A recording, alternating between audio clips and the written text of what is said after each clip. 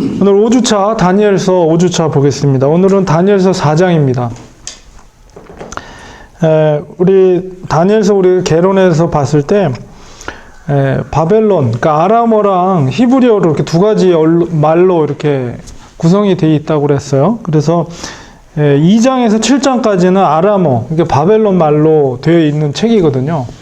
근데 이게 보통 제가 이제 샌드위치 기법이라고 얘기했는데 그냥 교차 대조적인 구성이다, 이렇게 그 말을 해요. 그러니까 일종의 구조가 데칼코마니처럼 딱 접점을 중심으로 해서 꼭지점을 중심으로 해서 이렇게 딱 접으면 이제 바깥에 게 일치하고 안에 쪽 게 일치하고 꼭지점을 중심으로 해서 이렇게 딱 일치가 되거든요. 그래서 2장에서 7장이 이제 아람어로 됐는데 이게 바로 교차 대조적인 구성을 이루고 있어요. 그래서 2장과 7장이 맞물려지면서 비슷한 종류의 내용. 2장에 뭐가 있었죠? 느부갓네살의 꿈을 다니엘이 해석하는 내용이죠. 이제 뭐 7장은 나중에 보겠지만 그것도 역시 그 환상을 비슷한 환상을 보게 되고, 이제 3장에서 우리가 지난주에 내 친구, 새 친구, 그 신상에 절하지 않음으로 풀무불에 들어갔던 그 사건이랑 6장이랑 이렇게 맞물려 들어가요. 그게 다니엘의 그 사자골 속에서 다니엘 사건, 이게 맞물려 들어가고요. 이제 4장, 5장이 이제 중심축을 이루는데, 이제 5장은 이제 그 손가락, 벨사살 왕 손가락이 나타난 사건이고, 오늘은 4장은 이 느부갓네살 왕이 두 번째 꿈을 꿉니다. 첫 번째 꿈 속에서도 이제 그 신상에 대한 꿈을 꿨는데, 이번에도 이제 새로운 꿈을 꾸게 되는 내용이에요. 근데 이제 4장 전체가, 이 4장도 역시 이런 교차 대조적인 구성으로 이루어져 있어요. 그래서 이제 거기 내용을 보면은 1절, 3절이 찬양, 그리고 맨 끝에 34절에 37절이 또 느부갓네살 찬양, 요게 이제 딱 맞춰지고, 이제 4절에서 18절이 꿈의 내용이고, 28절, 33절이 꿈이 성취가 되는 내용, 그 다음에 꼭지점이 되는 게 꿈의 해석이 19절에서 27절. 어쨌든 전체적인 구조가 그런 식으로 되어 있다. 근데 이게 그 당시에 이제 히브리 문학의 어떤 형식이에요. 그러니까 성경에 보면 시편도 그렇고 이런 교차 대조적인 구성으로 이루어진 것들이 많이 있습니다. 히브리어로 된 그 성경을 보면 어쨌든 이 다니엘서도 그런 전체적인 구성으로, 형식적인 구성은 그렇게 되어 있다, 이렇게 여러분이 이해를 하시고, 이 4장 전체 주제는 낮은 자를 높이시고 또 높은 자를 낮추시는 하나님의 주권에 대한 내용이 바로 4장 전체 내용입니다. 그래서 느부갓네살의 꿈의 내용과 해석과 성취의 과정 속에서 그 꿈이 이제 3번 반복되고 있고요. 그 반복되는 것은 하나님의 뜻은 반드시 성취되고 이루어진다라는 것을 강조하면서 이제 다니엘이 서술하고 있습니다.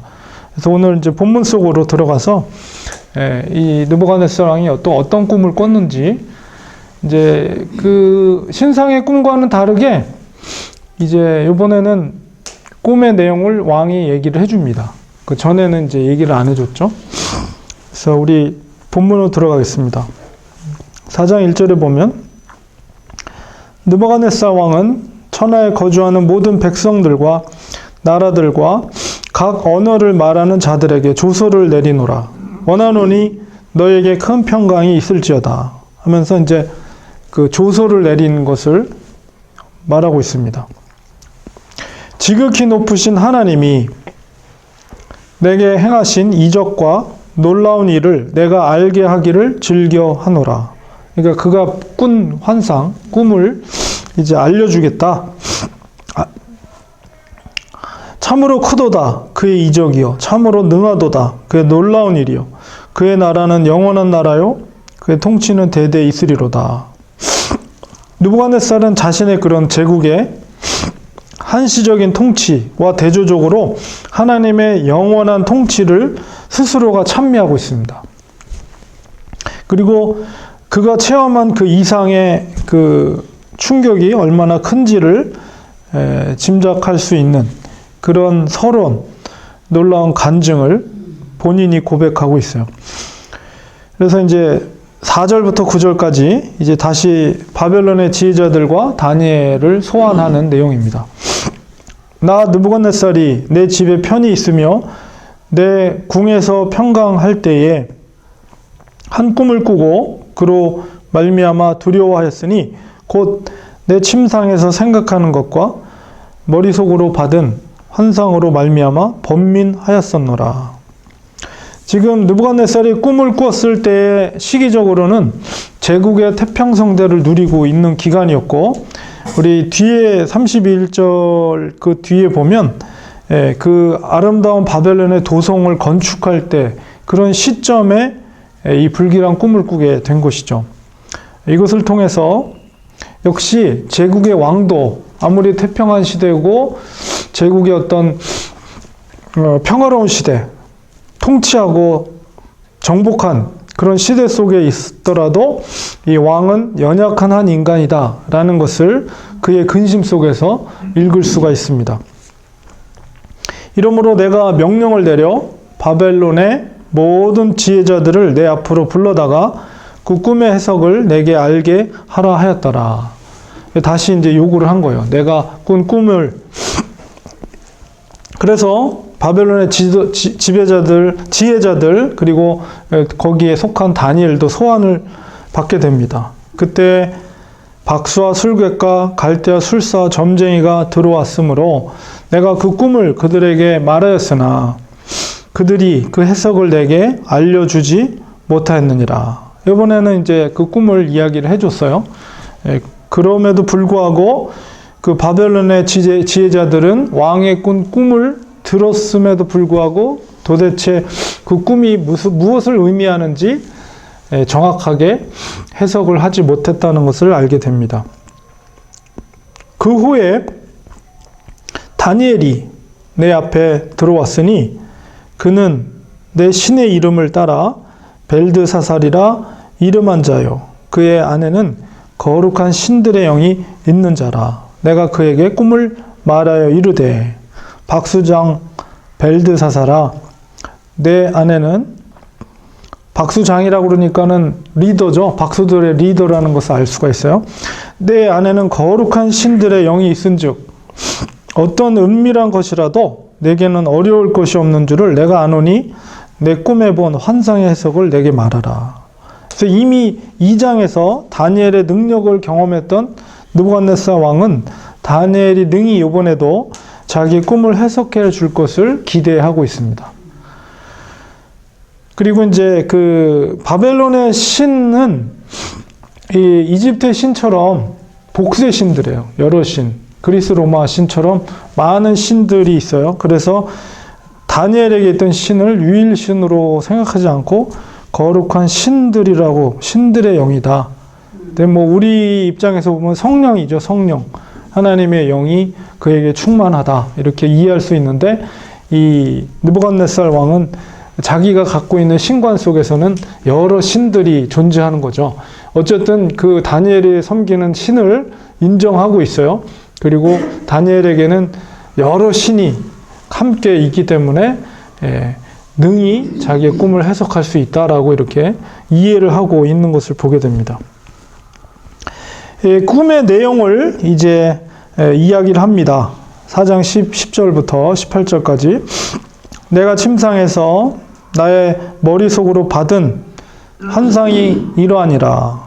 내가 본즉 땅의 중앙에 한 나무가 있는 것을 보았는데 높이가 높더니 땅의 중앙에 한 큰 나무가 있는 것을 보았어요.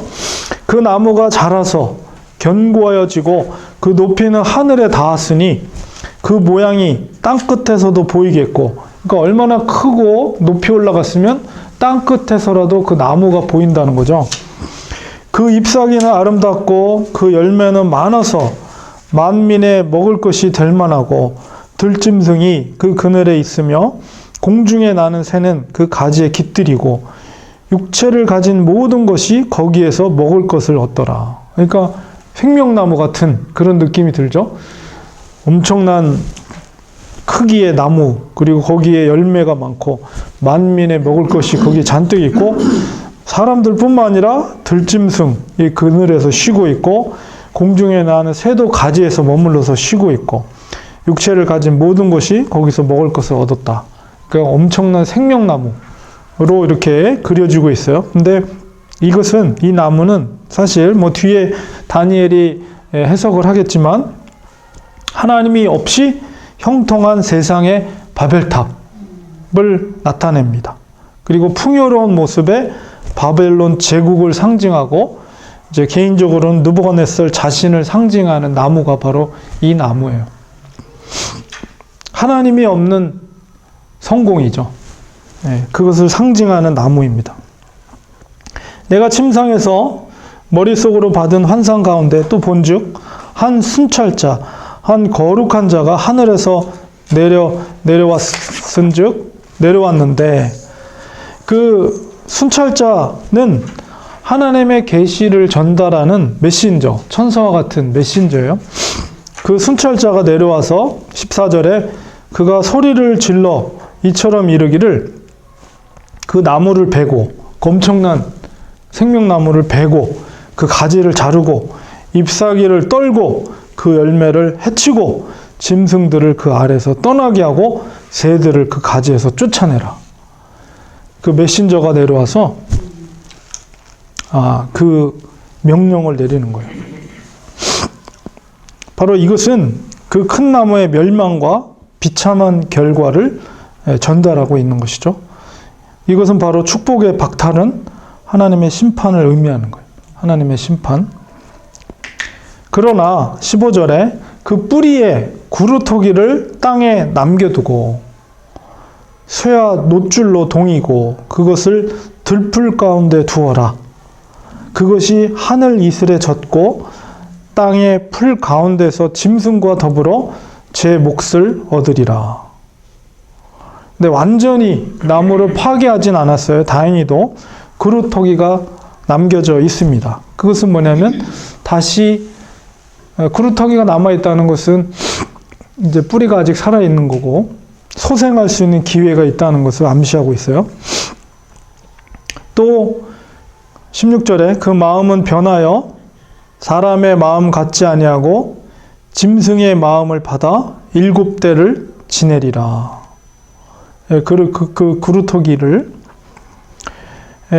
그 나무가 구루터기가 소생하기까지는 7대라고 그랬어요. 7대. 근데 이제 7대라는 것은 정확히 무슨 7년이라기보다는 완전수 7에다가 때를 말하기 때문에 하나님의 정해진 완전한 때를 상징한다. 이렇게 이해하시면 됩니다. 그리고 이제 그것이 그 나무가 짐승처럼 동물의 상태로 처하게 될 것을 예언하고 있고, 이것은 이제 자기를 짐승으로 여기는 뭐 그런 정신질환, 수화광이라는 정신질환, 본인이 나는 짐승으로 스스로를, 그러니까 미친 거죠. 스스로 생각하는 그런 정신질환을 상징하는 표현입니다.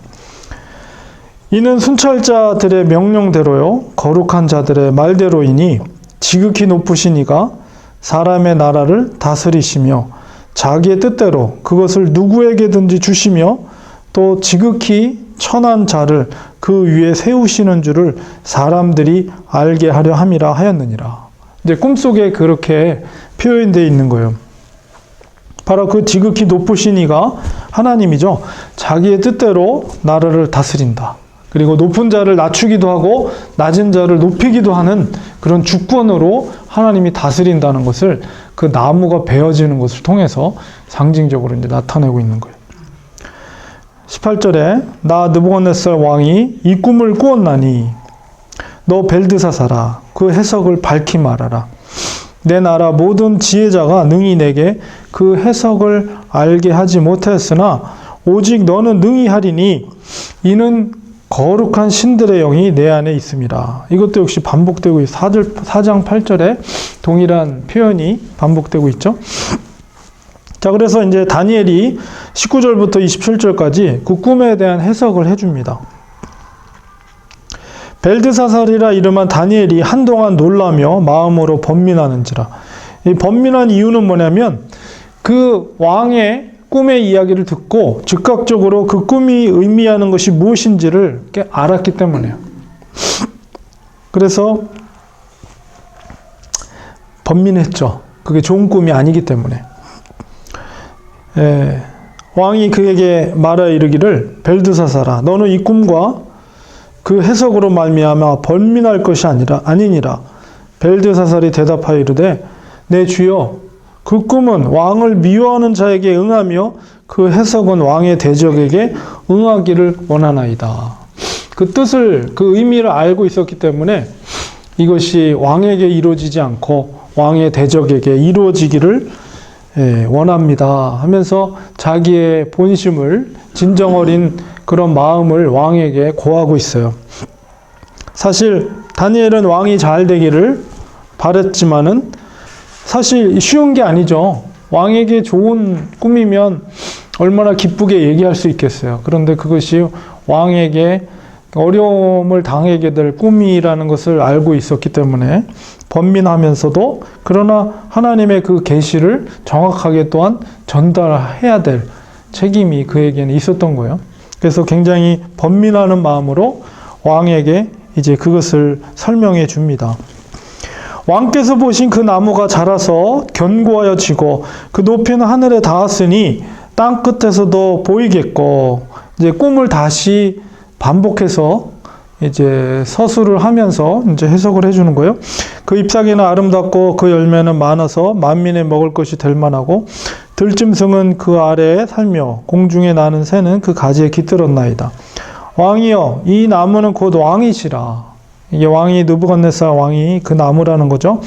이는 왕이 자라서 견고해지고 창대하사 하늘에 닿으시며 권세는 땅끝까지 미치시님이다. 그 나무가 결국 그렇게 커진 것은 자만함에 빠진 느부갓네살 자신이라는 것을 밝히고 있어요. 이것은 이제 마치도 나단 선지자가 다윗 왕 앞에서 기탄 없이 바로 당신이 그 사람입니다 이렇게 말했던 것과 같은 거예요. 그 왕 나무는 바로 당신입니다. 만약에 거짓 선지였다면 쉽게 솔직하게 말하지 않았을 거예요. 거짓말로 아닙니다. 왕은 잘 될 겁니다. 막 이런 식으로 했겠죠. 참 선지자와 거짓 선지자의 차이가 그거예요. 23절에 왕이 보신즉 한 순찰자, 한 거룩한 자가 하늘에서 내려와서 이르기를 그 나무를 베어 없애라.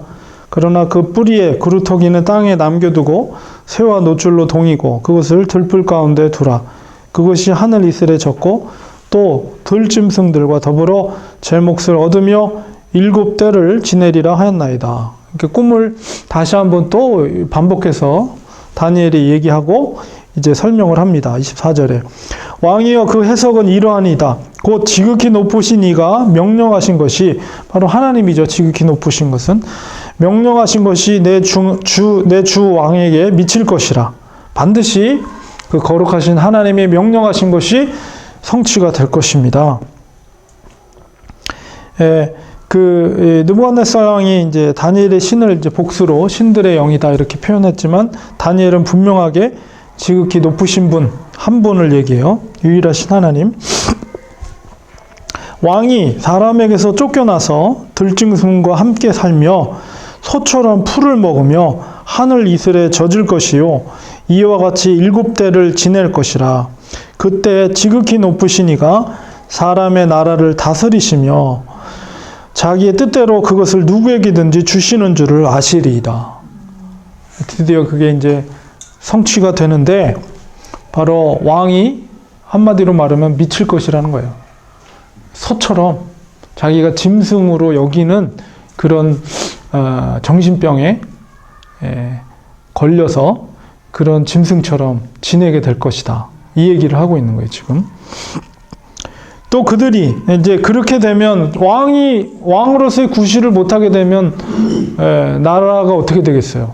누군가에 의해서 그동안에는 다른 사람에 의해서 통치가 되겠죠. 이제 그런 상황이 처하게 될 거라는 거예요. 또 그들이 그 나무 뿌리에 그루터기를 남겨두라 하셨은즉 하나님이 다스리는 줄을 왕이 깨달은 후에야 왕의 나라가 견고하리다. 그런 정신적인 질환을 겪고 그런 소처럼 짐승처럼 그렇게 헤매면서 살겠지만 그러나 하나님께서는 그래도 그루터기를 남겨주셨다는 것은 왕이 다시 소생하게 되는데 언제 소생하냐 하면 바로 하나님께서 제국과 나라를 다스리는 줄을 인정하고 깨닫게 될 때 이제 그것을 회복시켜 주실 것이다 라고 이야기하고 있어요. 그래서 다니엘은 그 꿈의 해석을 다 한 다음에 단순하게 꿈의 해석으로 끝나는 것이 아니라 왕이 그렇게 소성하기 위해서 어떻게 해야 될지에 대한 방안을 제시하고 있어요. 27절에 그런즉 왕이여 내가 아뢰는 것을 받으시고 공의를 행함으로 죄를 사하고 가난한 자를 긍휼히 여기심으로 죄악을 사하소서. 그리하시면 왕의 평안함이 혹시 장구하리이다 하니라. 그러니까 방안을 제시한 거예요. 마치 요셉이 바로 왕의 꿈을 해석하고 나서 어떻게 했습니까? 이제 7년 동안 풍년이 들고 7년 동안 흉년이 들 텐데 거기서 해석하는 걸로 끝나지 않고 방책을 주잖아요. 풍년이 들었을 때 곡식을 사다 드리고 흉년이 들었을 때 곡식을 파십시오. 이제 그런 대책을 마련해 주는 것처럼 이 다니엘도 이 왕에게 하나님이 그렇게 꿈으로 이렇게 앞으로 될 일을 알려주셨지만 혹시 왕이 공의와 또 인애, 하나님의 사랑으로 가난한 자와 겸손함으로 그 죄악을, 왕의 교만함이라든가 그런 죄악을 회개하고 그렇게 인애와 공의로 행한다면 하나님이 혹시라도 그렇게 왕을 힘들게 하지 않고 계속 장구하게 할지도 모르겠습니다. 그런 제안을 드린 거죠. 왕에게.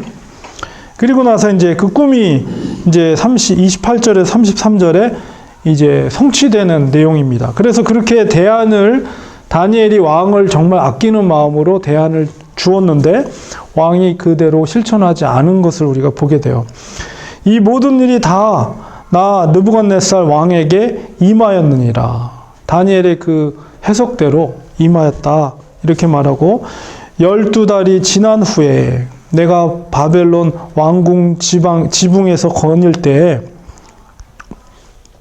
나 왕이 말하 이르되 이 큰 바벨론은 내가 능력과 권세로 건설하여 나의 도성으로 삼고 이것으로 내 위엄의 영광을 나타낸 것이 아니냐 하였더니 이거 뭐냐면 다니엘의 권고를 주고 나서 12달, 1년이 지내는 동안에 이 느부갓네살 왕이 회개하지 않은 거예요. 인애와 공의로 겸손함으로 나라를 다스리고 백성들을 치유했어야 되는데도 불구하고 12달 동안에 그가 결과가 뭐냐면 바벨론 도성을 세우고 나라고 표현되어 있잖아요. 내가 능력과 권세로 건설하여 나의 도성으로 내 위엄의 영광, 교만한 태도가 전혀 변하지 않았죠. 결국 하나님이 예정된 대로 그 심판을 하시는 거예요. 그래서 이 바벨론의 그것도 도성의 모습은 우리 그 LA에 들어갈 때 보면 시타달이 있잖아요. 그게 바벨론의 모양을 떠서 그게 지은 거예요. 그래서 여러분이 바벨론 제국이 멸망했지만 바벨론의 그 문명이라든가 이런 것들을 여러분 인터넷에 찾아보면 엄청난 화려하고도 아름다운 도성의 모습들, 문양, 건축. 그래서 굉장히 느부갓네살 왕이 많은 나라를 정복했을 뿐만 아니라 이 건축에도 굉장히 관심이 많은 왕이었어요. 그래서 왕의 도성을 아름답게 세워놓고 내 힘으로, 나의 권능으로 이렇게 아름다운 도성을 세웠다면서 스스로가 자만하는 모습을 보게 됩니다. 31절에 이 말이 아직도 나의 왕의 입에 있을 때에 이 얘기는 뭐냐면 그 교만한 태도로 가지고 있을 때 하늘에서 소리가 내려 이르되 느부갓네살 왕아 내게 말하노니 나라의 왕위가 내게서 떠났느니라. 이렇게 꿈의 성취가 이루어지는 거예요. 내가 사람에게서 쫓겨나서 들짐승과 함께 살면서 소처럼 풀을 먹을 것이요 이와 같이 7대를 지내서 지극히 높으신 이가 사람의 나라를 다스리시며 자기의 뜻대로 그것을 누구에게든지 주시는 줄을 알기까지 이르리라 하더라. 바로 그때 이 일이 느부갓네살에게 응함으로 내가 사람에게 쫓겨나서 소처럼 풀을 먹으며 몸이 하늘 이슬에 젖고 머리털이 독수리 털과 같이 자랐고 손톱은 새 발톱같이 되었더라. 하면서 이제 앞에는 1인칭으로 나 이렇게 1인칭으로 됐다가 33절에는 3인칭으로 바뀌죠. 이게 자기가 이미 짐승처럼 그렇게 돼버렸으니까 다른 사람이 이제 자기를 보고 그렇게 표현한 것으로 인칭이 바뀌게 되는 거예요. 그래서 그런 정신질환에 걸린 왕이 아마도 궁정 내 정원을 그냥 아무 들로 산으로 막 돌아다닌 건 아니겠죠. 왕이니까. 그래도 아마 궁정 내 어떤 정원을 거처로 살면서 짐승처럼 거기를 왔다 갔다 거리면서 그렇게 행동을 했던 것 같습니다. 결국 그 꿈이 정확하게 성취가 되게 되는 것을 보게 돼요. 그리고 이제 구루터기를 남겨놓으셨으니까 그것을 깨닫게 되죠. 그래서 이제 회복되는 장면이 34절, 37절. 그 기한이 참해. 그 기한은 7대라는 거죠. 7대. 하나님의 정해진 기한이 참해. 이제 나 느부갓네살이 이제 1인칭으로 다시 돌아왔어요. 나 느부갓네살이 하늘을 우러러 보았더니, 하늘을 우러러 본다는 것은 지극히 높으신 하나님의 주권을 인정한 행동이다. 이렇게 우리는 이해할 수가 있어요. 내 총명이 다시 내게로 돌아온지라. 다시 이제 정신이 들은 거예요. 이에 내가 지극히 높으신 이에게 감사하며 영생하시는 이를 찬양하고 경배하였나니 그 권세는 영원한 권세요 그 나라는 대대에 이르리로다. 드디어 이제 그가 깨달은 거예요. 아, 하나님이 높이시고 낮추시기도 하시는구나. 진정 나라를 통치하고 제국을 통치하는 능력이 바로 하나님께 있는 거구나. 이제 그것을 깨달은 거죠. 땅의 모든 사람들을 없는 것 같이 여기시며 하늘의 군대에게든지 땅의 사람에게든지 그는 자기 뜻대로 행하시나니 그의 손을 금하든지 혹시 이르기를 내가 무엇을 하느냐고 할 자가 아무도 없도다. 그러니까 하나님만이 절대적인 권능과 권세를 가지신 분입니다. 이런 표현이에요. 그때 내 총명이 내게로 돌아왔고 또 내 나라의 영광에 대하여도 내 위엄과 광명이 내게로 돌아왔고 또 나의 모사들과 간원들이 내게 찾아오니 이제 정신을 차렸으니까 이제 다시 찾아오는 거예요. 부하들이. 또 내가 내 나라에서 다시 세움을 받고 또 지극한 위세가 내게 더하였느니라. 하나님께서 왕이 잃었던 것을 모든 것을 회복하게 하셨습니다. 그루터기를 통해서. 그러므로 지금 나 느부갓네살은 하늘의 왕을 찬양하며 칭송하며 경배하노니 그의 일이 다 진실하고 그의 행하심이 의로우심으로 교만하게 행하는 자를 그가 능히 낮추심이라. 이제 그가 진정한 겸손을 배운 거죠. 아, 그렇구나. 내 힘이 아니구나. 하나님이 열국을 다스리는구나. 제국을 다스리시는구나. 이런 걸 깨달은 거예요.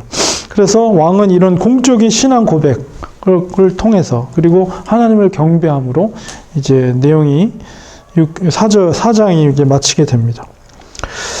생각해 보면은 높으신 유일하신 하나님, 그 하나님이 높은 자를 낮추시고 낮은 자를 높이시는 그런 방식으로 주권적인 통치를 하나님은 행사하신다는 거예요.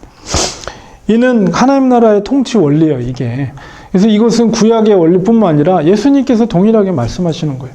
너희가 천국에서 가장 높은 자가 되고자 한다면 너희는 어린아이와 같이 가장 낮은 자가 되라. 가장 낮은 곳에서 섬기는 자가 돼야지 천국에서 가장 높은 자가 될 것이다. 이거는 하나님 나라의 통치 원리예요. 이게 하나님 나라를 다스리는 원리며 하나님의 사람들을 다스리는 원리. 그래서 우리가 구약의 역사서, 특별히 사무엘상하를 보면 그 원리가 분명하게 관통하고 있거든요. 그래서 사무엘상 2장 1절에서 10절까지 한나의 노래, 한나의 기도 속에 그게 나타나 있고, 누가복음 1장 46절 55절에도 이제 마리아의 노래 속에서 나타나 있어요. 그래서 이 사무엘상하를 보면은 그 스토리가 그대로 나와요. 사울왕을 낮추고 조그만 목동이었던 다윗을 높이죠. 엘리 제사장을 낮추고 사무엘을 높이죠. 이렇게 해서 골리앗을 낮추고 다윗을 높이고, 바로 그것이 이제 하나님이 다스리는 그런 통치 원리, 하나님 나라의 통치 원리다라는 것입니다. 이런 동일하신 하나님께서는 오늘날에도 이와 같은 원리로 하나님의 백성과 나라를 다스리고 있습니다.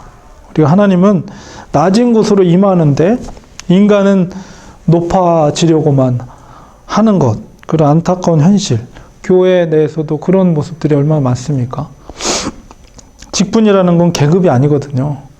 더 직분을 받을수록 더 겸손하고 낮은 자리에서 섬기는 자리인데, 이게 이제 뭔가 세상적인 원리가 교회 안에 들어와서 세속화돼서 마치 직분이 무슨 장로가 계급인 것처럼, 목사가 계급인 것처럼 아주 교회에 군림하는 그런 태도를 갖는 것은 하나님 나라의 원리와 완전히 반대가 되는 그런 가르침이에요. 성경은 항상 주님은 낮은 곳에 임하셨습니다.